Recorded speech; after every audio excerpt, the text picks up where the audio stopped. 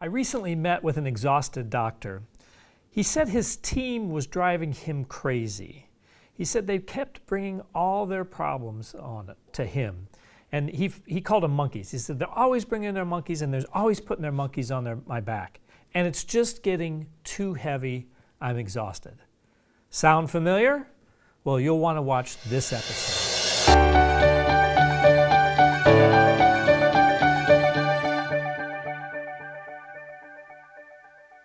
So here's how this goes. You have team members that bring you problems. Because you're a good problem solver, you solve them. And then they bring more problems. And then they become problem detectives. They keep looking around, they keep finding problems and bringing them to you more and more and more. And they drop these problems off with an attitude, something like, not my circus, not my monkeys, right? You solve this for me. And they keeps doing it more and more and more. And what happens then over time increases your level of discouragement, right? If I have to do everything, why do I even have these people around? Have you ever felt that way? So it increases your level of discouragement. It decreases your level of confidence because now you're mired dealing with all this muck and all these problems. And time spent on those problems is dragging on productivity because if you're doing that, you're not taking care of patients, which is where a dentist can provide the greatest value to his community. Your confidence level starts to go down, and now your frustration level starts to go up. As you see more and more people bringing monkeys on your back and monkeys on your back, you're getting more and more frustrated, and eventually, if you're like me, eventually you'll blow, right? So if this sounds familiar, I know exactly the solution for it. And it's pretty simple, but it requires patience and it requires discipline. So when this was happening to me, what I did was I had a simple rule that no one gets to bring a problem to me that they're not willing to be part of the solution for, right? So don't bring it to me if you're just going to dump it off. The next thing I did was no problem without a solution. So they had to think through what the solution is. And so here's the discipline. The discipline is that we almost automatically start to solve the problems that people bring us. And to stop that habit and create that to be not automatic, to create it being thoughtful. So that when your team comes to you, I should say, with a problem, you say simply, what's your plan? And you just keep saying that. What's your plan? What's your plan? What's your plan? Right? And eventually, you'll find a couple of things happen. They'll become less highly active detectives. They won't be searching for every last little problem to bring to you. They'll also become more involved and more engaged because people like to solve problems when they know that their plan is going to matter. So now when they bring you a plan, it's a whole different ballgame, right? Now they have a plan. And now all your job is no longer to be the solver of everybody's monkeys. Your job is now to be a coach, right? So a coach is, you can help them refine their plan. If you see a problem with their plan, you can help them change the plan so that you've got, so that their plan is more solid, right? You can also help them sharpen their communication skills because most problems that people will bring to you are interpersonal, right? Most of the problems it requires somebody to do something different.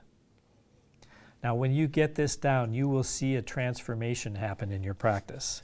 You will see a practice like this is not for everybody, right? So when I first saw that this was really taking a hold, we had a team member, I'll call her Janice. Janice was always coming in late. And so part of this accountability, it was a problem, right? This was a problem because now we can't see patients on time and now we're starting the day late, and when you start the day late and you're a very busy dentist, it's hard to get back on track or impossible. So I knew we were on track when I heard a couple of our team members go up to Janice when she had come in late and say, why is this okay that you're coming in late, right?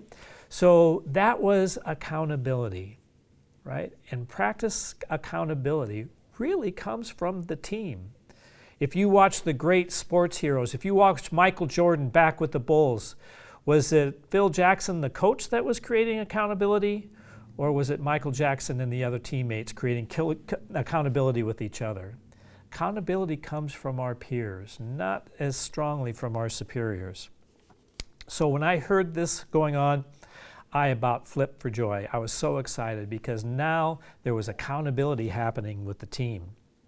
Now the team was taking ownership in the success of the practice. And when that happens, everything goes good. So the organization that has accountability among peers, that have people that think for themselves, that solve problems, that plan ahead, that create great relationships that will get through the strain. Those are the practices that really succeed. Those are the practices where the dentist can focus on producing dentistry by helping patients. They provide the most value to patients that they possibly can every single day. Those are the practices that get to the top. So if you have any questions or comments, please go ahead, write on this video. Go ahead and share and like and all of those things on social media that people do. And if you put a comment on there, I promise I will respond to it. So I look forward to seeing those. Next thing I wanted to visit about is our Champions of Dentistry Summit. So this is, I think, our 13th annual, maybe 14th annual Champions of Dentistry Summit. This year it's going to be in beautiful Orlando, Florida. And you can go to the Champions of Dentistry website to learn more about that. It's an awesome event. If you want your team to get fired up, and if you want 2019 to be the best year you've ever had, this is a great way to get the team together, to get them all pumped up, to have some great problem-solving skills, and we've got fantastic speakers that will open their eyes to a whole different level of practice than they've been used to. And the last thing is, always you can get a free book. This is Wendy Briggs and my ultimate guide to doubling or tripling your practice production. You can get that free at theteamtraininginstitute.com. I'll pay for the book, you pay for the postage.